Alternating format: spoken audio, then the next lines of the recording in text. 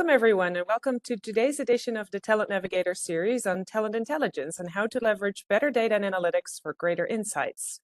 This instance is the fourth of a five-part series exploring the talent lifecycle and how to unlock the true potential of your workforce. My name is Esther Veenhuizen, and I'm the Global Head of Brand and Comms for Randstad Enterprise.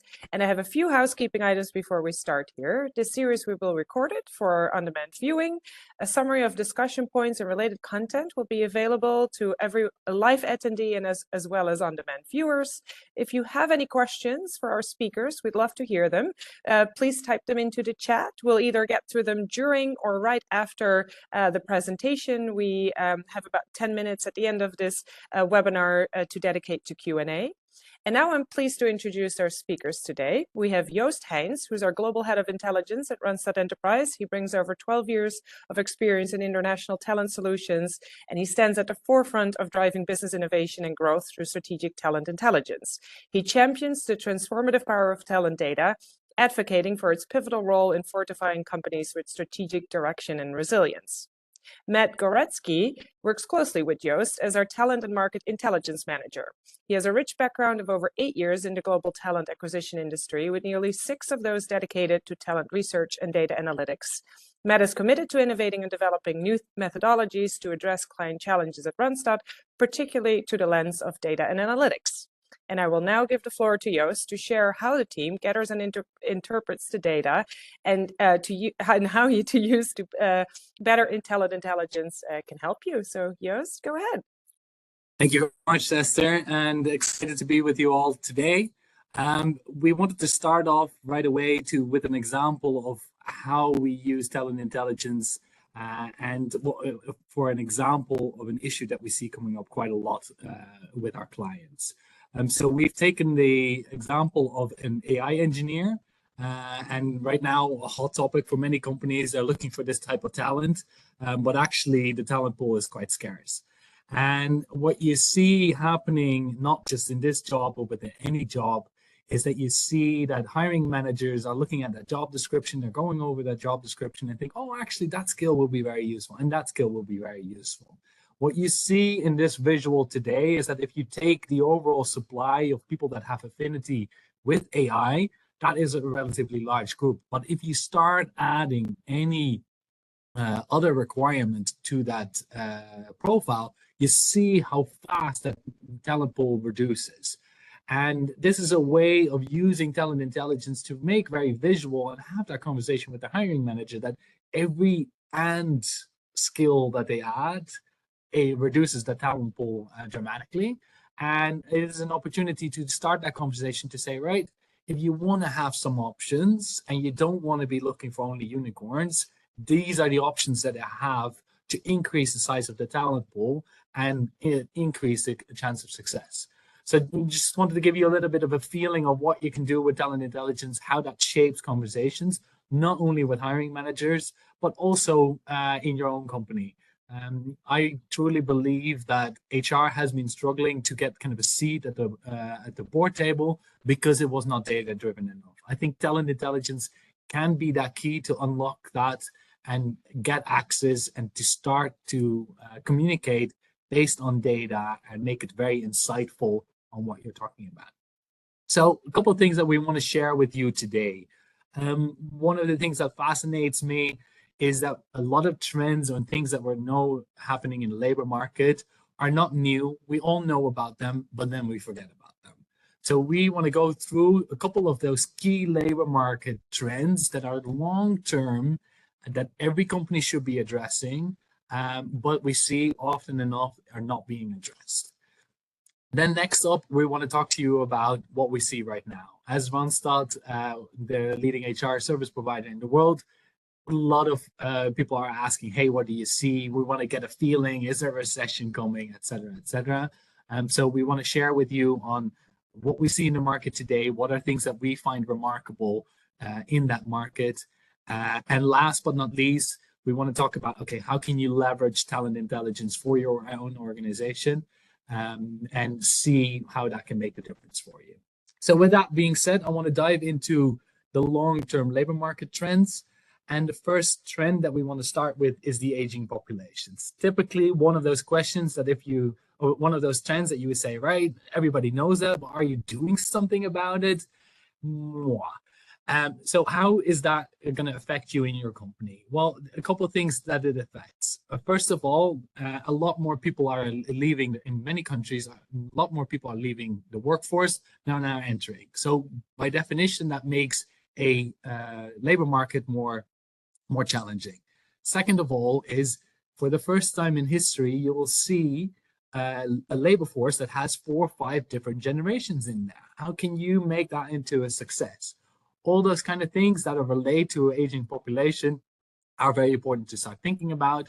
And also, with the continued pressure on the scarcity of skills, it is very likely that you'll get governments starting to legislate for making it easier for people to have a longer term career, or incentivize people to stay working longer. So that's something that you should start thinking about as a company as well. And how do you attract maybe all the talent as well? To make that a little bit visual, because you see that there are quite some differences in between countries, is to look at the working age population in the different countries and how that evolves over time. I think it's very interesting to think about, like Germany, for example, is expected to lose 10% of the working age population over the next 10, 15 years. Now that is going to have quite a big impact. You think the German economy needs to grow, it needs to do with 10% less people, a lot more to still only get to a little bit of economic growth. That realization I find very interesting. Also, one that stands out here is that not every country has this problem. If you think about India, for example, there are about 10 million new people joining the workforce every year, where there are only 1 million more jobs created now on average. So that creates a very different dynamic than what we see in Western Europe or in North America with the aging populations, and provides a huge opportunity for global companies to start thinking about where they're going to leverage which work. Second of all, the evolving education and skills. I think skills hasn't been a hotter topic before, even though it has been a topic that's being discussed quite well. You see that the evolving technology results in different skills being important. You see quite a lot of change in jobs and how they're structured. Even if they have the same job title, if you compare that to 5 years ago, it won't be the same job and might not even need the same skills anymore.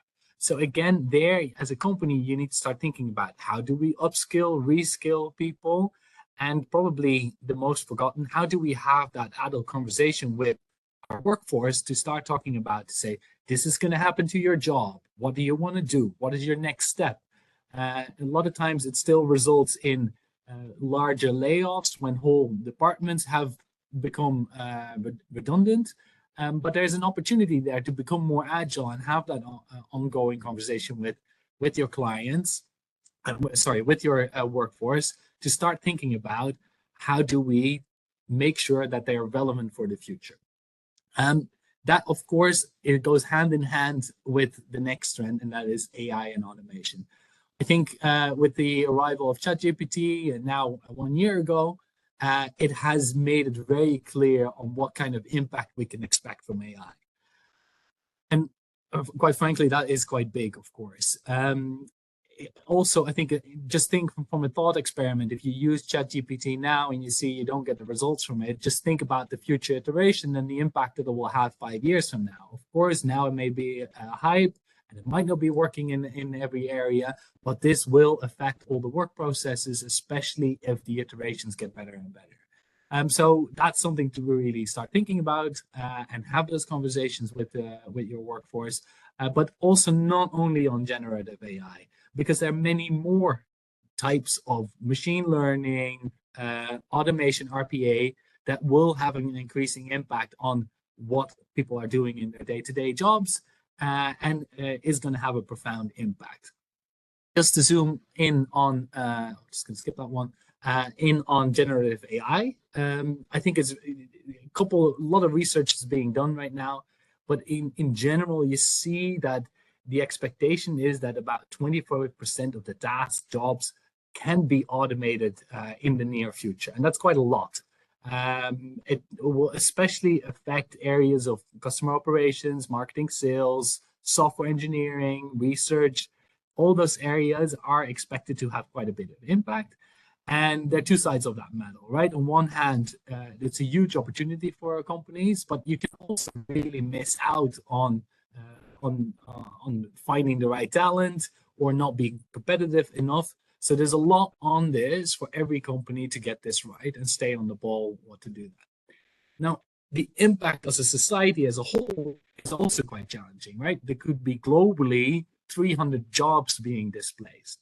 Personally, I'm a firm believer in what Scott Galloway said, is that your job is probably not going to be taken over by AI, but if your job is at risk, it's from somebody using AI. And I think that's one to keep in mind and to start thinking about and planning for, if you're not already doing that, as a company, to make sure that you're ready for the future. And the fourth one, this is an interesting one because we have seen a bit of backlash against the boundless workforce when we look at the aspects of remote working and the return to office policies that we've seen quite a lot.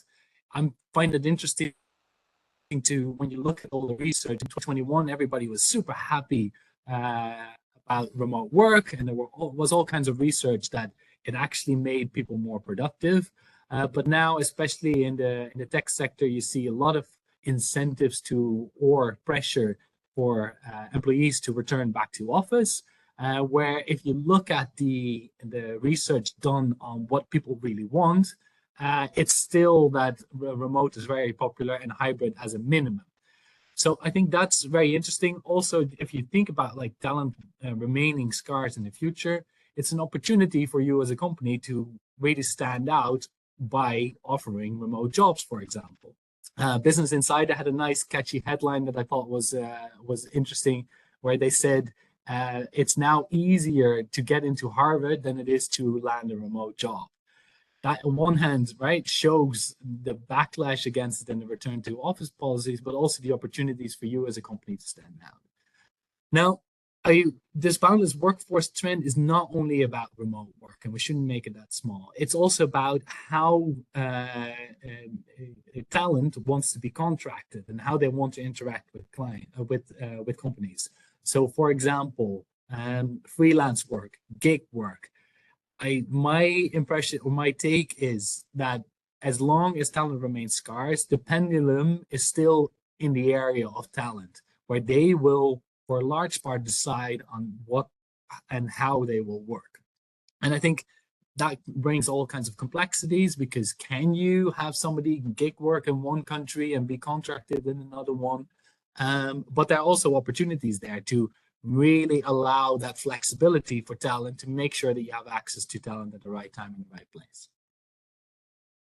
Then the next one is the conscious and sustainability focused workforce. I think this is a trend that is very interesting.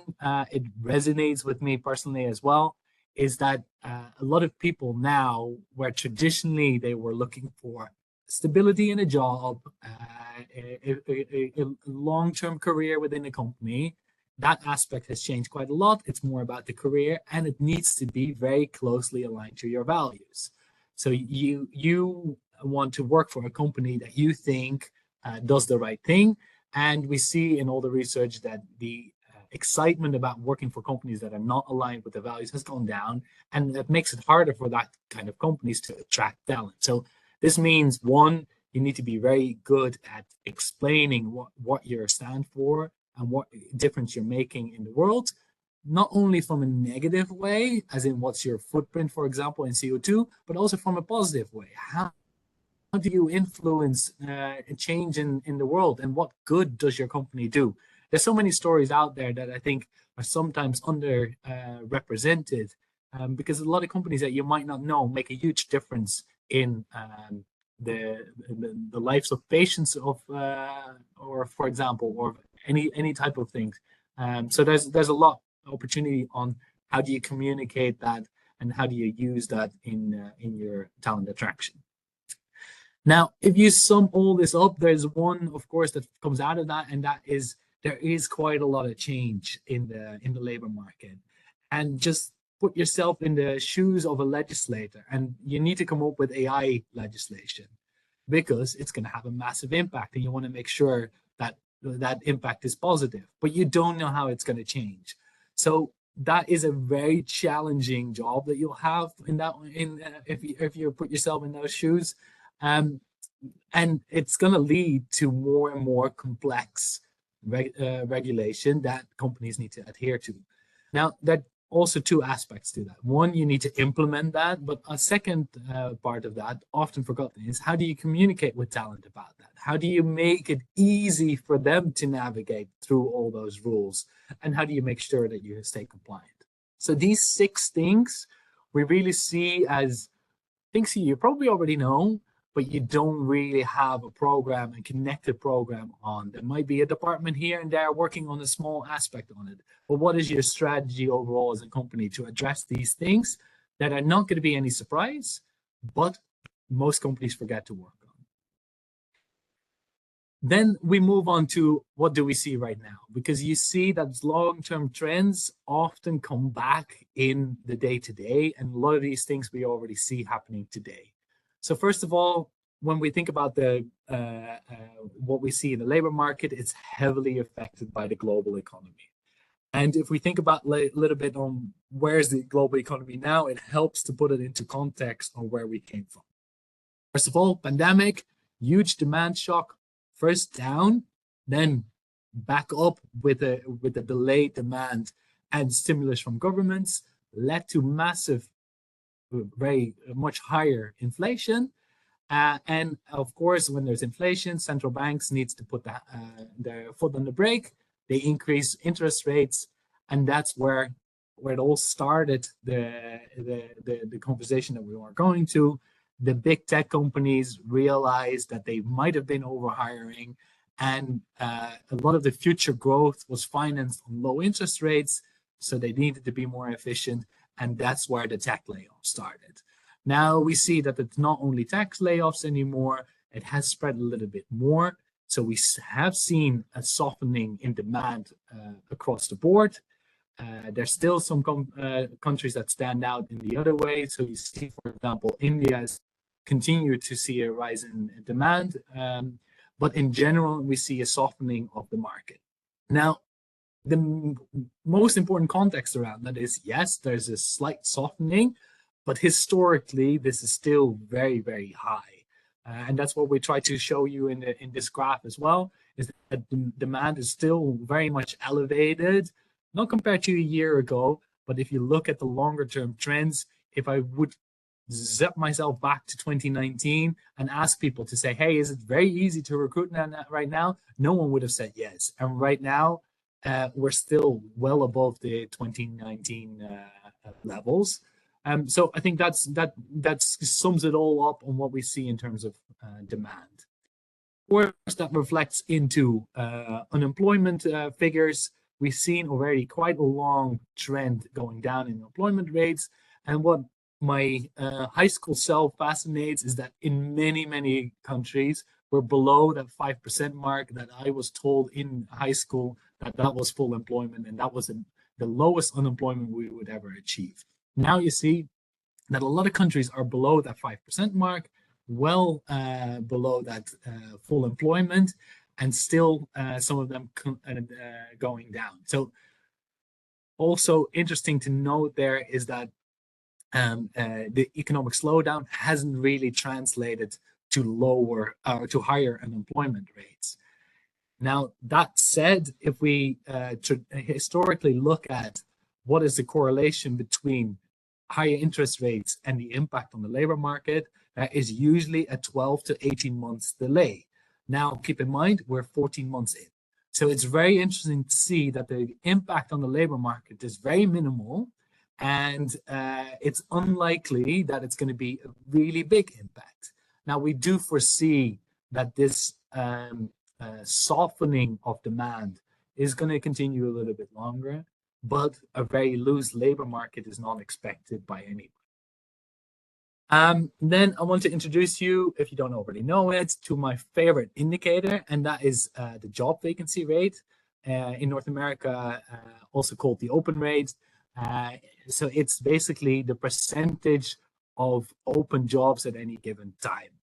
And why is that interesting, and possibly more interesting than the unemployment rate, is because it is a better indicator of how the match is between supply and demand. It is possible that your unemployment is very high, but your job vacancy rate is also very high because of that mismatch, and you still have a lot of open jobs. Now, in the US, that job vacancy rate is very, very high. It's 5.8. Yes, last year it was close to 8 at some point, so it is lower than it was last year, but still it's very high above what a good functioning labor market is, because what usually a healthy labor market has between 1 or 2% of the jobs being unfilled, or things moving on so far, etc. Now, also good to know, you see that Poland is a little bit lower, and that might make you think, oh, we should go to Poland because it's going to be much easier to recruit there. In fact, that is not always true. If you zoom in, and we have an example a little bit later on a specific job, and another reason why I like that job vacancy rate, because you can not only look at a company level, but you can also look at it at a country level, but also at a region or a job category or a single job.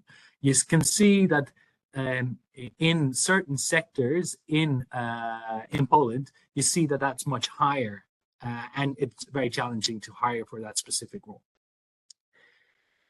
Then on how does that look like over time?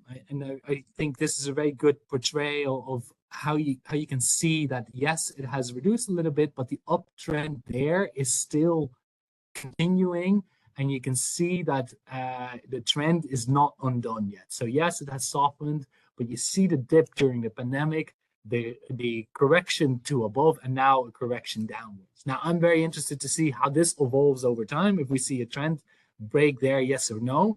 But I assume that we're not going to go back to levels of pre-2018 or anywhere near that. So I do expect in most of the European markets and North American markets to remain very tight.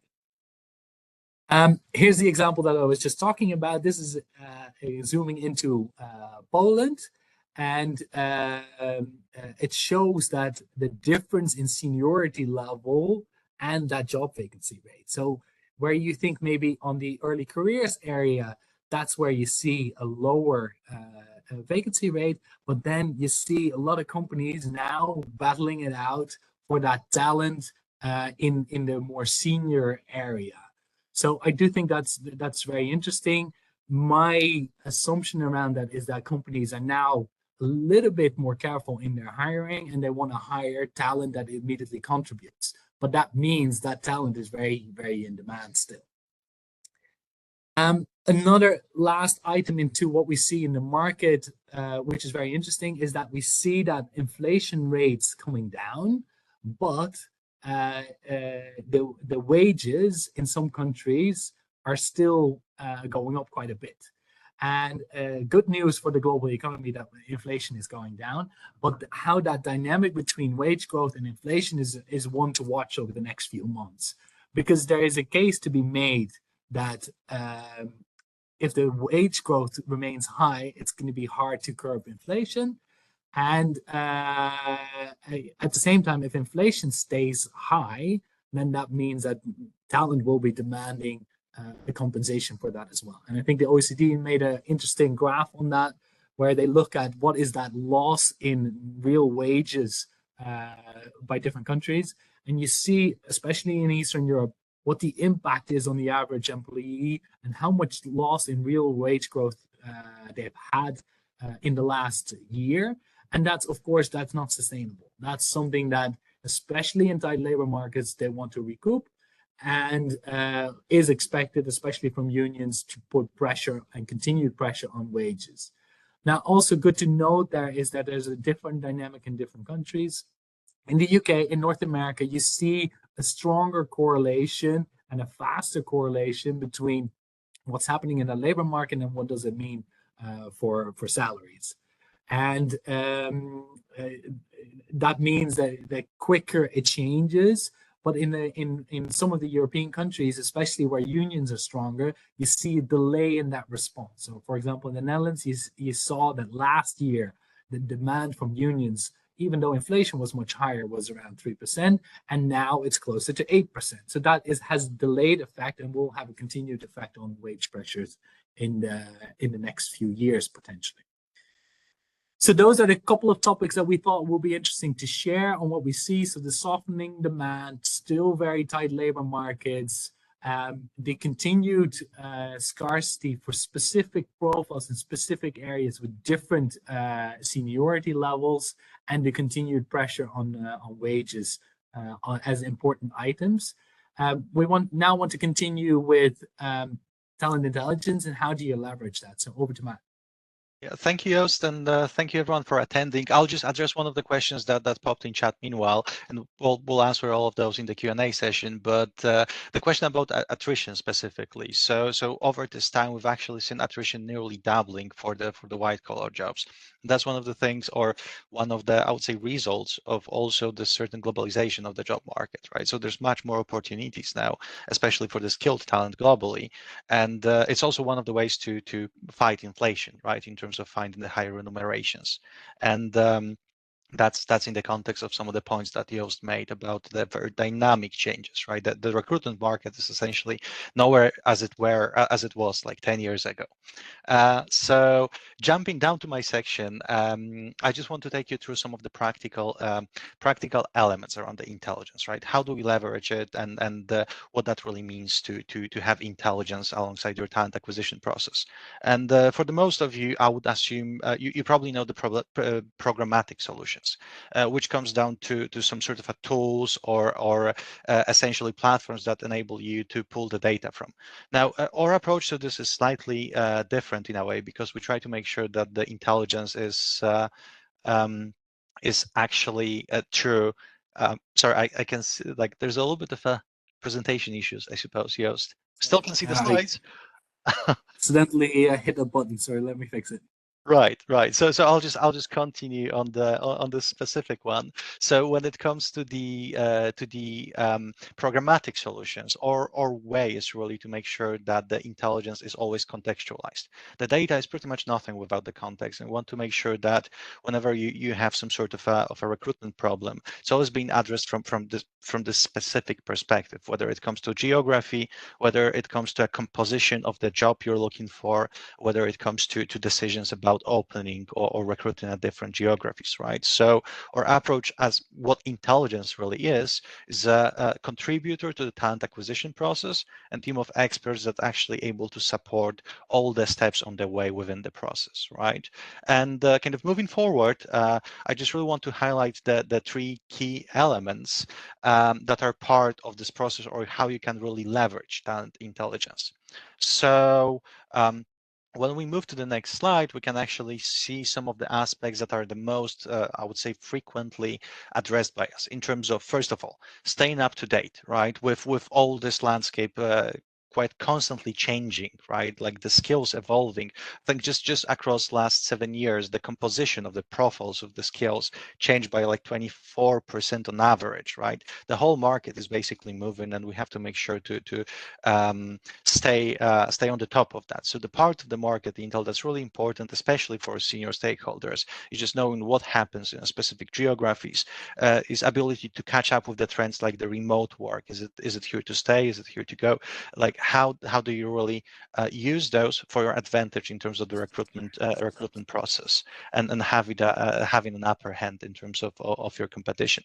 So that's number one. The number two is the one that is specifically dedicated to the operations. We very often have cases coming directly from the hiring managers or recruiters in different locations, where through the access to the talent intel, and again, I'll highlight that the specific talent intel for the profiles you recruit in, they were actually able to turn around things like closing roles much faster, or potentially convincing the other stakeholders about the availability of the talent, about the different location, or maybe the adjacent skills that could be used for this role to close the position higher. So having this accessibility to the intel, wherever you are in the process, whether you're a recruiter, hiring manager, the regional HR director, it pretty much gives you the ability to address each of those individual cases in a very quick pace, and with this, again, tailor-made view that basically includes all the challenges you've had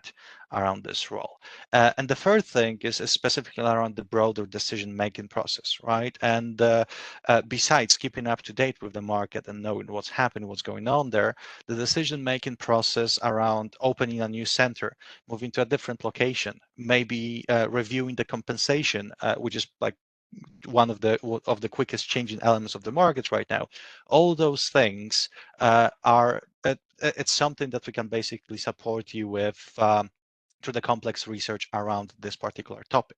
And there's essentially, I would say, no practical limit in terms of the talent intelligence from the perspective of the applications. In a very broad scenario, right? We always try to look at, again, what's the situation, what's the geography, and what you can do with that, and try to find the solutions together. So kind of finalizing on this part, it's really about the cooperation of both the operations, the intelligence, making sure that all the decisions are data-backed and properly informed. Now, there's a lot of questions usually popping at this point that are relevant to the where this data comes from, right? And obviously, we're like the biggest HR service provider in the world, right? And that's the first point. You know, so if you could move the slides, that's the first source of our data. We have a lot of internal data that, or the metadata that we're able to use and apply across the different steps in the process.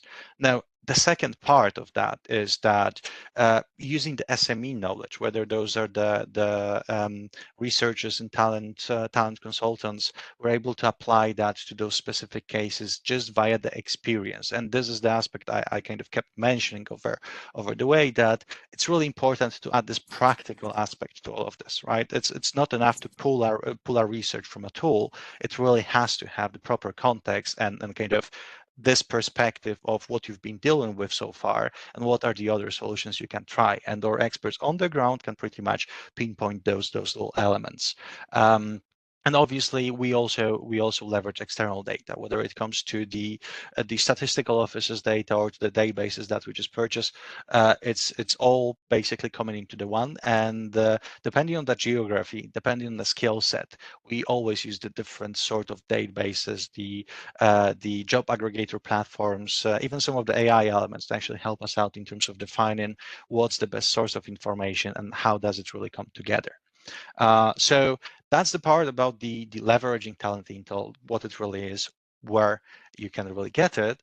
And I just want to do a little bit of a teaser in terms of some of the work that we do produce on a regular basis, being the in-demand skills. This is something that we publish every year. This particular research is focused on those jobs on the market, those skill clusters that are effectively the most, I would say, hot in terms of the skills.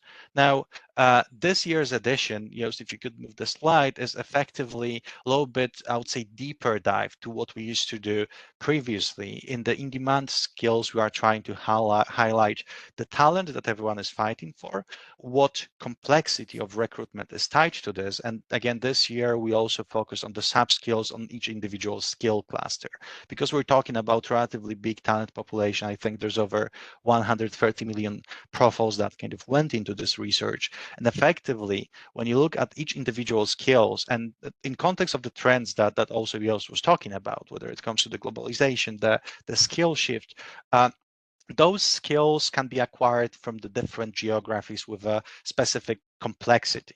This particular chart represents what skills are most scarce, so effectively where's the least talent, where's the highest demand, and what potential skills are a little bit easier to acquire from the market's perspective.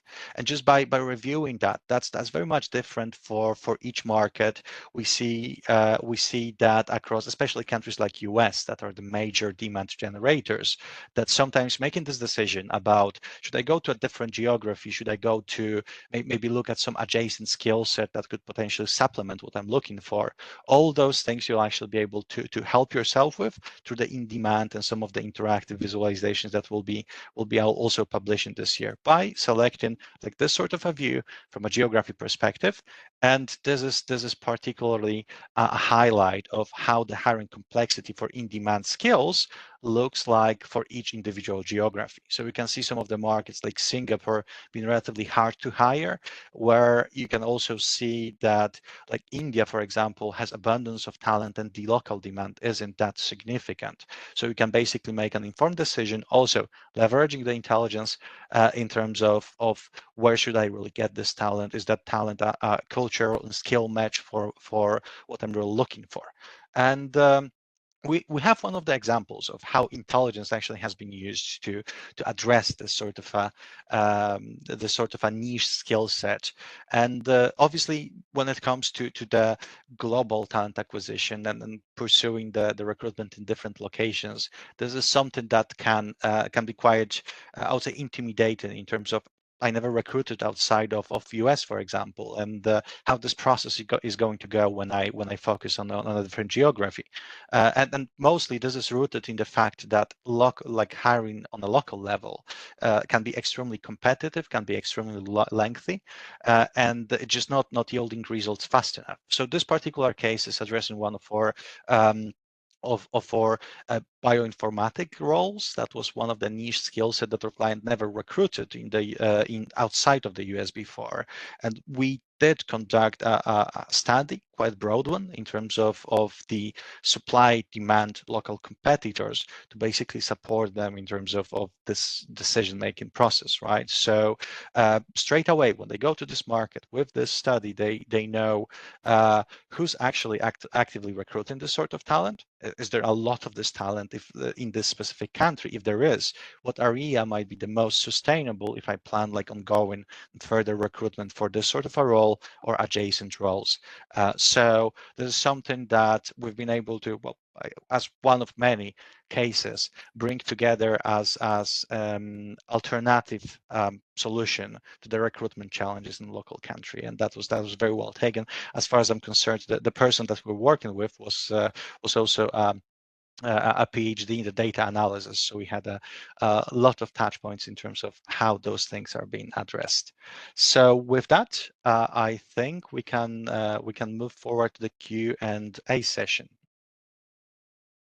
Fabulous, and we got quite some questions both in the chat and the Q&A. So we have a few minutes here to go through a couple of them, and thanks in any case to the audience for active participation and the appreciation of the insights here from Joost and Matt. So super thanks. So let me quickly go to, we have two questions around the calculation of the GVR. Matt or Joost, how do fake postings account within the GVR, and how is the N calculated? Would you be able to share some thoughts around that? Yeah, Matt, do you want to take that one? Yeah, so very simply, for most of the data that we pull in terms of the demand, and it's already cleared out of the fake posting or multiplying postings effectively. So you need two values for that. So that's supply and demand effectively to calculate the JVR, and with that, with demand being cleared, it's well, I would say it's very straightforward, and we're also looking at the angles of the particular skills on the market. So whenever we're showing you the specific JVR for the countries, I think we had some question on the US data, for example, right?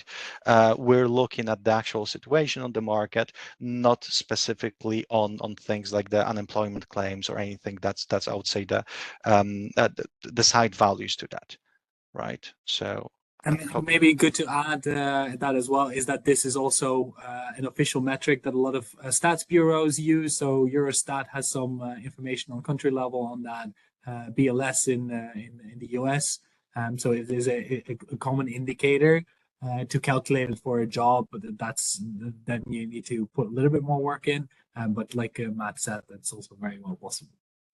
Yeah, and that just one last thing, right? Whenever it's shown like from a specific job perspective, like you've seen on the in-demand chart, we always account only for the population that we see fit for a specific role versus the ads that we see fit for a specific role. So we've seen those numbers go, like even on the markets that had like average of 5%, those numbers can go for like 18% for a senior role or very niche role, because it's always applied to the population that has this sort of skills. I don't know, a new question just came in from Emily. I don't know if this relates to that, but she's asking how demand is cleared. What does it intend? So if one is looking at the volume of posted jobs, that number might be inflated. So is that kind of what you're referring to as well, Matt, there, or? Yeah, so also addressing that from a same perspective, right? Whenever the job postings are too matching, in a way, like 95% of the wording is the same, right? So for example, when you have a job posted by agency that uses the same job posting as an original page, that would usually not be counted in for within the calculations. So it's sort of well, not really the probability, but the match of the adverts, right? And obviously, you still have to account for maybe 1-2% that slip into that, but by all means, it's given. It's mostly filtered around the skills.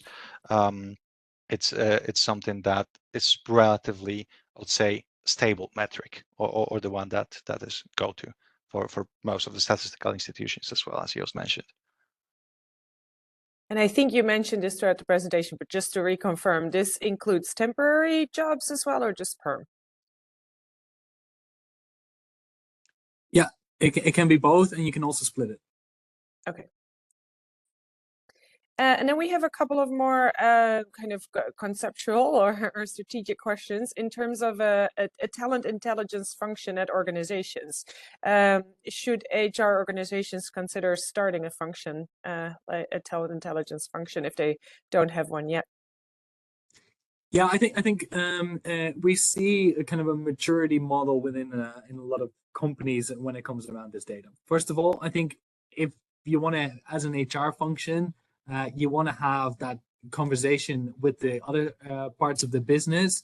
Talent intelligence is a very useful tool to have that conversation, to base your insights on that data and really make it understandable for the rest of the business on what is happening in the labor market.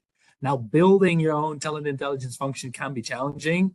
It often starts, and we see a lot of companies doing that, by acquiring a tool, but it doesn't end by only acquiring a tool, right? You need the tool, but the tool is not going to fix everything. So you need to have proper resourcing around that, and you need to build the proper methodologies of measuring and deciding what good looks like and how you communicate that into your business. So what we do with, for example, our RPO programs is that we can include it in our RPO programs to really help organizations benefit from our vast amount of data and our knowledge on this topic, since we probably have maybe even the largest talent intelligence team globally. Fabulous. And then I know you guys don't have a crystal ball, but you do have a lot of insights and foresight, maybe. There was a question, is it possible that the Great Resignation will happen again?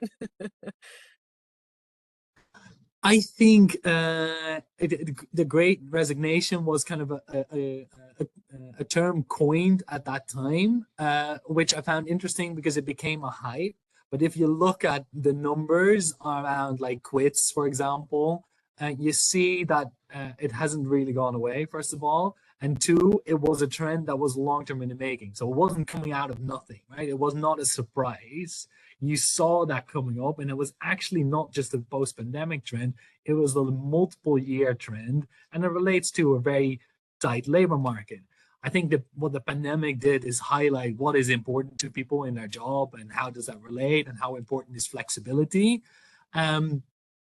again, the media coined after the Great Resignation, the Great Regret of leaving and all that kind of things. But I think in reality, if you look at the long-term data, as long as the talent market remains scarce, which I believe it will be, if only for demographic reasons, there will be high numbers of quits and resignations. So I think it's a continued Great Resignation than just a one-term term that popped up. It's something that people vote with their feet, and they continue to do so. And talent is a unique differentiator for companies, and the better they are to keep the best talent in-house, the better they will perform over time. So yes, I do believe that it will continue. It might not get the same media. And then just to add to that, right, that also accounts for the general shift in terms of the generations that are entering the workforce. Essentially, besides the fact that it's still here, the attrition is higher than it was before the pandemic. The whole market is global. So whenever you have ability to work remotely and the skills to work remotely, you can do so. There's also the part where, well, the younger generations, so to put it, are more likely, based on the studies, to change the job or stay for the shorter periods of time, right? And this is also the factor that effectively keep increasing as there's more of them in the workforce, especially considering the demographic trends of a lot of people quitting. So that's I would say good context for the future planning. Excellent. And you gave a great outlook and preview there already on our in-demand skills report that's coming out soon, Matt and Joost. Thanks for that. We will also do a webinar with these gentlemen end of January, on January 30th. We will make sure that those who are interested receive the invitation for that, or drop us a note if you're interested. We'll get that online soon, and the report will be available later in December and January as well. So really looking forward to share that with everyone here and with the market. So with that, I would love to close this session of the Talent Navigator series. Thank everyone for your live attendance and those viewing it on demand later. We hope you found it insightful, and thank you again, Joost and Matt, for your preparations and great sharing of your insights here. And for those who had questions that we didn't have a chance to answer, we'll try to come back to you individually. We have still one further edition to go in the 5-part series, which is about human potential and the relationship value proposition, kind of evolving from the employee value proposition. So really be on the lookout for that. That's next week. And we'll put the link here in the chat as well. And if you haven't already, so please do register for the series coming up, or watch them on demand. And thank you all again for joining. And have a good rest of your day, afternoon, or evening. Thank you.